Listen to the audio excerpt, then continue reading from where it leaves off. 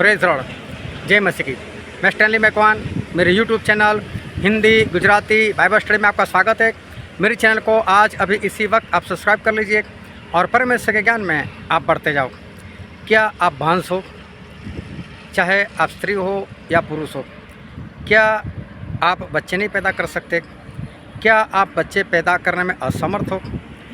क्या है आपके भांसपन का रहस्य? क्या डॉक्टर लोग आपको क्या कह रहे हैं? लेकिन मैं ऐसा बोलता हूँ, अगर आप भांस हो तो आज आप आनंद करो। अगर आप बच्चे पैदा नहीं कर सकते, आपके शादी को कुछ साल हो गए, 2 साल, 5 साल, 10 साल, 20 साल, जो भी है, लेकिन अगर आज तक आप भांज हो तो मैं कहता हूँ आनंद करो। क्यों आनंद करो? मैं भांस लोगों के लिए एक खुश खबर लेकर आया हूँ और इसलिए मैं आपको कहता हूँ कि अगर आप भांस हो तो आनंद करो। और इस बार आप पक्का एक बच्चे का बाप और माँ बनने वाले हो। किस तरह से, वो जानने के लिए मेरे साथ इस वीडियो में आप अंत तक बने रहो। और अगर आप भांस नहीं हो तो ये वीडियो आपके लिए बहुत ही महत्वपूर्ण है। आप लोग भी अंत तक इसको देखते रहो।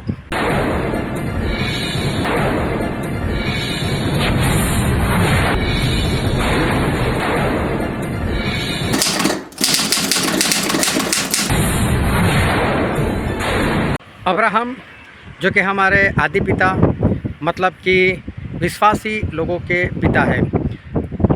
अब्राहम ने जैसा विश्वास किया था वैसा आज तक विश्वास किसी ने भी नहीं किया। वो विश्वास करने में सभी के बाप है। अगर एलिया उनसे कहे कि देख मैं तो ज़िंदा उठाया गया, तो भी अब्राहम उनको बोल सकते कोई बात नहीं, लेकिन मैं विश्वास में तो तेरा भी बाप हूँ।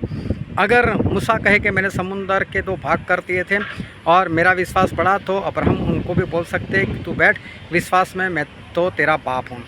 तो समझ लो कि जिसने सबसे ज़्यादा विश्वास किया उस अब्राहम की मैं बात करना चाहता हूँ। अब्राहम 75 साल के थे और उनकी पत्नी जो थी वो 65 साल की थी और दोनों बांस थे। उनको औलाद नहीं हो रही थी, बच्चे नहीं हो रहे थे उनसे। और मेरे अंदाजे से मुझे ऐसा लगता है कि सिर्फ अब्राहम नहीं, लेकिन उनकी जो पत्नी सारा थी वो सारा बांस होनी चाहिए। क्योंकि जब अब्राहम ने हाजिरा के पास जाकर उसके साथ संबंध बनाया तब वो तो गर्भवती हो गई। इसका मतलब ये हुआ कि अब्राहम बच्चे पैदा कर सकते थे, लेकिन सारा बच्चे पैदा नहीं कर सकती थी। तो सारा देखने जाओ तो बांस थी। चलो, वो चाहे स्त्री हो चाहे पुरुष हो, मुझे उससे कोई लेना देना नहीं। लेकिन अगर सारा बच्चे पैदा नहीं कर सकती और लोग सारा को बांस कहेंगे तो अब्राहम को भी तो बांस ही कहने वाले, तो अब्राहम भी तो बांस ही ठहरे। तो परमेश्वर ने अब्राहम को बुलाया और अब्राहम को इतना बोला कि अब्राहम, तू जो देश में तुझे दिखाऊं वहाँ पर चला जा और अपने बाप का देश तू छोड़ दे। और परमेश्वर के कहने के अनुसार अब्राहम ने अपने पिता का देश छोड़ दिया और वो परमेश्वर के कहने के अनुसार वो कनान देश में चले गए। अभी सबसे पहले आप अपने परमेश्वर को जानना सीखो कि हमारे परमेश्वर है कैसे। तो हमारे परमेश्वर एक बार जो बोलते ना वो बात पक्की हो जाती है। एक बार जो बोलते बस हमें वही करना है। वो फिर अपना इरादा कभी नहीं बदलते। उन्होंने एक बार जो बात कह दी तो कह दी, वो फाइनल है। जब उन्होंने बिलाम को कहा था कि बालाक के घर पर नहीं जाना है, और जब बिलाम ने दूसरी बार पूछा और परमेश्वर ने बोला तू जा, और वो गया, तो परमेश्वर का क्रोध भड़क उठा था। परमेश्वर यही कहना चाहते थे कि तुम मुझे दूसरी बार क्यों पूछता है। जब कोई बच्चा होता है ना, वो अपने माता पिता के पीछे पड़ जाता है, मैं बाज़ार जाऊँ, मैं बाज़ार जाऊँ, मम्मी पापा बोलते हैं नहीं जाना है, नहीं जाना है, लेकिन बार बार पूछते रहता है। तब क्या बोलते जा। तो इसका मतलब ये नहीं कि उसकी मर्ज़ी है। तो परमेश्वर ने भी इसी तरह से बिलाम को बोल दे तू जा, लेकिन परमेश्वर जब भी एक बार बात बोल देते हैं ना, वो बात फाइनल हो जाती है। अब परमेश्वर ने क्या बोला कि अब्राहम तू कनान देश में चला जा, और अब्राहम कनान देश में चले भी गए। तो अच्छी बात है, कनान देश में वो गए, अच्छी बात थी। परमेश्वर क्या गया, तुरंत पानी, बहुत बढ़िया था। लेकिन जब वो वहाँ पर गए तो वहाँ पर ऐसा हुआ कि वहाँ पर अकाल पड़ा। जब अकाल पड़ा, अब्राहम ने परमेश्वर से पूछा नहीं कि परमेश्वर अब यहाँ पर अकाल है तो मैं यहाँ से निकलकर मिस्र को चले जाऊँ। उन्होंने कुछ नहीं पूछा, लेकिन बिना पूछे वो चले गए मिस्र देश में। अब ये जो थी वो अब्राहम की गलती थी और अब्राहम मिस्र देश में चले गए। जब अब्राहम मिस्र देश में चले गए तो वहाँ पर जो राजा था, जो फिरौन के नाम से जाना जाता था, तो उसको डर लगा कि ये फिरौन जो है वो तो हो सकता है कि परमेश्वर को मानता नहीं, परमेश्वर का डर उसके अंदर है नहीं, और मेरी पत्नी सारा जो तो बहुत खूबसूरत दिखती है, और उसको पता चले कि मैं उसका पति हूँ, तो सारा को पाने के लिए कहीं मेरा मर्डर ना कर दे, कहीं मुझे जेल में डाल ना दे। फिर वहाँ के लोगों को भी देखा होगा कि ये लोग भी बहुत डेंजरस है। तो अब्राहम को लगा डर। तो अब्राहम ने अपनी पत्नी से ऐसा कहा कि सारा, अगर यहाँ पर तुझे कोई भी पूछे कि मैं कौन हूँ, तो ऐसा बोलना कि मेरा भाई है, तेरी वजह से कहीं मेरी जान ना चली जाएगी। तो ऐसा ही हुआ कि जब फ़िरौन को पता चला कि ये सारा का भाई है, तो उसको लगा इतनी खूबसूरत, ये तो राजमहल में ही अच्छी रहेगी। तो सारा को लेकर अपने महल में चला गया। वो तो अच्छा था, परमेश्वर थे, तो परमेश्वर ने उनको दर्शन देकर बोल दिया ये अब्राहम की पत्नियाँ, और वापस उसको दे दे, ये मेरे लोग हैं। तो चलो, परमेश्वर के डर के कारण सारा को वापस अब्राहम के हाथों में कर दिया। लेकिन अब्राहम ने देखो कितनी बड़ी गलती की थी। अगर सारा के साथ कुछ ऐसा वैसा हो जाता तो अच्छा है, वो तो परमेश्वर ने बचा लिया। और जब सारा पत्नी थी तो फिर बहन क्यों बुलवाया उसको कि मेरी बहन है, ये झूठ बुलवाया उसने। तो अब्राहम की ये गलती थी, कनान देश छोड़ना गलती थी, वहाँ से जाकर अपनी पत्नी को झूठ बुलवाना ये भी बड़ी गलती थी। उसके बाद क्या हुआ कि सारा ने देखा कि मुझसे बच्चे नहीं हो रहे, तो उन्होंने अब्राहम से ऐसा कहा कि अब्राहम, कहीं ऐसा तो नहीं कि मेरी जो दासी है हाजिरा, कहीं उससे तुझे बच्चे परमेश्वर देने वाले, मेरे से ना देने वाले। तो अब्राहम ने गलती और कर दी कि हाजिरा के पास चले गए। अब मुझे नहीं मालूम हाजिरा दिखने में कैसी थी, लेकिन मैं इतना जानता हूँ कि हाजिरा दिखने में खूबसूरत होगी। दूसरी बात, वो जवान होगी। क्यों? क्योंकि वो दासी थी, मतलब घर के काम के लिए लाए थे, तो इसका मतलब वो दिखने में खूबसूरत भी होगी और वो जवान भी होगी। और जब अब्राहम ने देखा होगा तो अब्राहम को लालसा भी लगी होगी कि एक जवान लड़की मुझसे मिल रही है, खूबसूरत मिल रही है, और वो भी सामने से मिल रही है, तो चलो ले ही लो उसको। और उन्होंने उसके साथ जाकर उसके साथ संबंध बनाया, और वहाँ से अब्राहम को इस्माइल नाम का एक लड़का पैदा हुआ। तो परमेश्वर ने बोल दिया कि चाहे कोई बात नहीं, तेरा लड़का है और तेरे से पैदा हुआ, लेकिन मैं बोल देता हूँ कि मैंने जिस लड़के की बात की थी, मैंने जो कौम उत्पन्न करने की बात की थी, वो इस्माइल से नहीं, वो तो हाजिरा से नहीं, वो तो सारा से ही होगा। तो ये भी एक गलती थी अब्राहम की कि हाजिरा के पास जाना, उसके साथ संबंध बनाना, बच्चा पैदा करना, ये भी गलती थी। एक बार उनको इस बारे में परमेश्वर से पूछ लेना था, लेकिन उन्होंने परमेश्वर से पूछा नहीं। अभी परमेश्वर जब अब्राहम के पास आए तब अब्राहम 99 साल के हो गए थे, और परमेश्वर के पीछे चलते 24 साल हो गए थे। लेकिन 24 साल ऐसी ऐसी गलतियों में ही निकले थे। इसलिए परमेश्वर ने आकर उत्पत्ति उसका 17 अध्याय और पहला ही वचन पढ़ना, तो वहाँ पर परमेश्वर ने अब्राहम के पास आकर ऐसा बोला कि अब्राहम, मैं सर्वशक्तिमान परमेश्वर, मेरे सन्मुख चल, सिद्ध हो जा। 3 बातें बताई। मैं सर्वशक्तिमान, मतलब 24 साल जो तुझे बच्चा पैदा करने में लग गए, वो 24 साल मुझे नहीं लगने वाले थे, लेकिन अब्राहम तो सही से नहीं चला, इसलिए 24 साल लगे।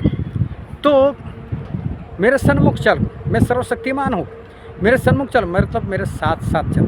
अभी साथ साथ चलने का मतलब क्या होता है? साथ साथ चलने का मतलब ये होता है कि 2 इंसान एक ही स्वभाव के हो, एक ही पसंद हो उनकी, तो ये दोनों साथ साथ चल सकते हैं। अगर आप शराब नहीं पीते और किसी शराबी के साथ आपको जाना पड़ता, कितना देर तक चलोगे? जब तक कि वो शराब नहीं पीता तब तक, उसके बाद आप उसके साथ नहीं चल सकते, क्योंकि अगर वो शराब पिएगा उसकी बदबू आएगी, आपको शराब आपको पसंद नहीं, आप उसके साथ शराब के अड्डे पर जा नहीं सकते, तो आप उसके साथ नहीं चल सकते। तो किसी के साथ चलने के लिए उसके जैसा होना ज़रूरी है। तो परमेश्वर बोलते हैं अब्राहम, मेरे सन्मुख चल, मतलब मेरे साथ साथ चल, ये गलती नहीं होगी तेरे से। तीसरी बात परमेश्वर ने बताई, सिद्ध हो जा, मतलब 24 सालों में तूने जो गलती की ना, वो गलती अब बंद कर दे और सिद्ध होता जा। तो अब्राहम को यहाँ पर एक बात ये पता चली कि 24 साल मैंने जो गलती की उसके कारण मुझे अभी तक औलाद नहीं मिली, जो सारा से मुझे मिलनी चाहिए थी, जो परमेश्वर ने मुझे बोला था, वो औलाद मुझे नहीं मिली। तो परमेश्वर ने अब्राहम को ये 3 बातें बता दी कि मैं सर्वशक्तिमान, मेरे सन्मुख चल और सिद्ध हो जा। और जैसे ही ये 3 बातें अब्राहम ने मान ली, मालूम है क्या हुआ? वो 100 साल के हुए, उनको बच्चा हो गया था। 99 साल में परमेश्वर ने ये बात की, और 100 साल मतलब 9 महीने तो बच्चा पैदा करने में लगते ही लगते। तो साल बदल गया, वो 100 साल के हो गए और उनको बच्चा हो गया। अभी उनको जो बच्चा हुआ उनका नाम रखा उन्होंने इसहाक। अभी देखो इसहाक वैसे नहीं थे, वो तो परमेश्वर की संतान थे, परमेश्वर की भेंट थी, परमेश्वर ने दिया हुआ था। सभी लोगों को वैसे परमेश्वर ही देते, लेकिन जब परमेश्वर खास बोलते मैं दूंगा और देते तो खास बात हो गई। इस्माइल भी वैसे ही पैदा हुए थे जिस तरह से ये इसहाक पैदा हुए, लेकिन इस्माइल के लिए परमेश्वर ने बोला नहीं था कि मैं दूंगा, लेकिन इसहाक के लिए बोला था मैं दूंगा। इसका मतलब ये है कि इसहाक खास थे, परमेश्वर के पसंदीदा थे। अभी क्या हुआ, जब इसहाक 40 साल के हुए तब उनकी शादी हो गई रिबका के साथ। जब रिबका के साथ शादी हो गई तब इसहाक 40 साल के थे और अब 60 साल के हो गए, 20 साल बीत गए, लेकिन एक भी औलाद नहीं। अभी देखो क्या हुआ, इसहाक को भी एक भी औलाद नहीं, और जो इसहाक को भी एक भी औलाद नहीं, तो इसहाक को पता चला कि उसकी पत्नी बांझ है, वो खुद बांझ नहीं है, उनकी पत्नी बांझ है। मतलब खुद बच्चे पैदा कर सकते हैं, लेकिन रिबका बच्चे नहीं पैदा कर सकते थे। तो मालूम है क्या किया, इसहाक ने अपनी पत्नी के लिए प्रार्थना की, परमेश्वर मेरी पत्नी बांझ है तो इनको बेटा दे दो, बेटी दे दो, इसको माँ बनाओ, मुझे बाप बनाओ।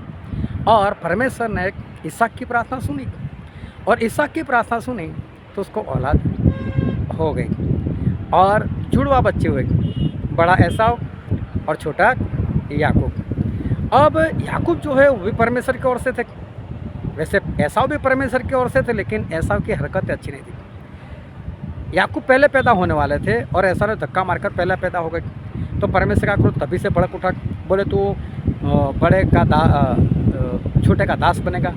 ऐसा को बोल दिया तू याकूब का दास बनेगा। अब क्या हुआ, याकूब को आप सब जानते हो, आपने ये सब कुछ पढ़ा हुआ है, उनको अपने घर से भागना पड़ा और लाबान के घर में वो चले गए। लाबान के घर में जाने के बाद उनकी जो माँ थी, मतलब याकूब की माँ रिबका और पिता इसहाक, उन दोनों के कहने के अनुसार उन दोनों ने कहा था कि वहाँ जाकर लाबान की लड़की से शादी कर लेना। तो वहाँ जाकर उन्होंने अपने मामा से कहा कि आपकी छोटी बेटी जो है राहेल, वो मुझे पसंद है और मैं उसके साथ शादी करना चाहता हूँ। तो उसके पिता ने क्या किया, लिहा के साथ शादी करवा दी। लिहा दिखने में तो खूबसूरत थी, लेकिन आंखें कमज़ोर थी।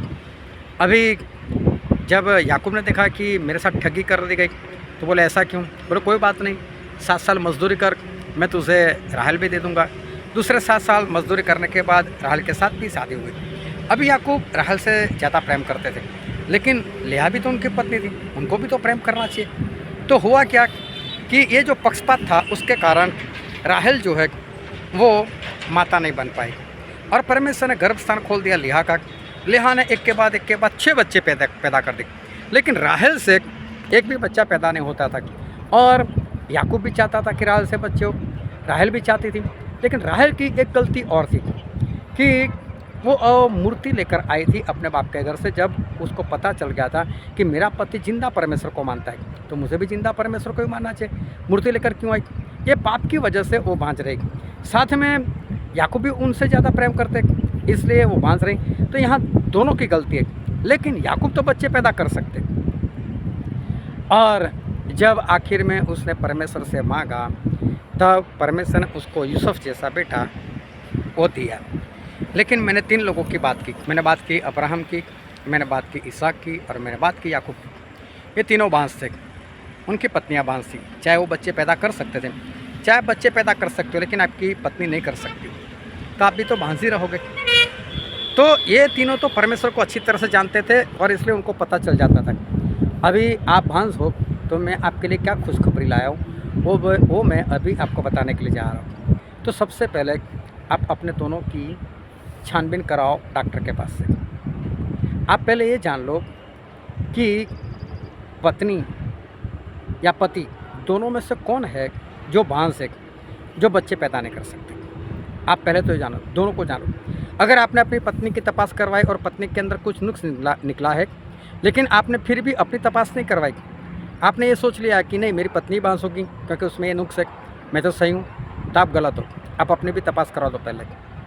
मैं कभी किसी को डॉक्टर के पास जाने की सलाह नहीं देता, लेकिन इस बार मैं देता हूँ कि आप पहले ये जान लो कि दो में से बांझ कौन है।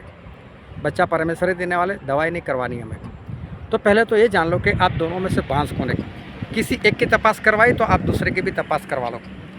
और उसके बाद जो मैं कुछ बातें बताने के लिए जा रहा हूँ, उस सारी बातों को याद रखना है, उस बातों के अनुसार करना है।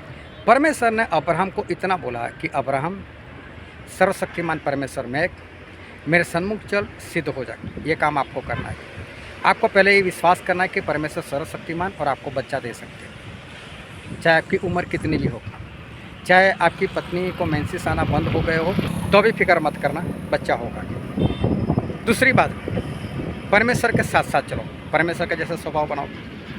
और तीसरी बात, सिद्ध हो जाओ, पापों से मुक्त हो जाओ, परमेश्वर में जीवन जियो।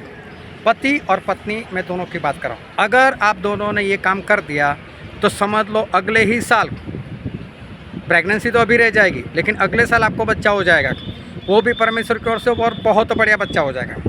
दूसरी बात, अगर आपने तपास करवा ली और सिर्फ आपकी पत्नी के अंदर नुक्स है या सिर्फ आपके पति के अंदर नुक्स है और आपके अंदर कुछ नहीं, तो अगर आपकी पत्नी बांस है और आप बच्चे पैदा कर सकते हो, आप अपनी पत्नी के लिए उपवास के साथ प्रार्थना करो।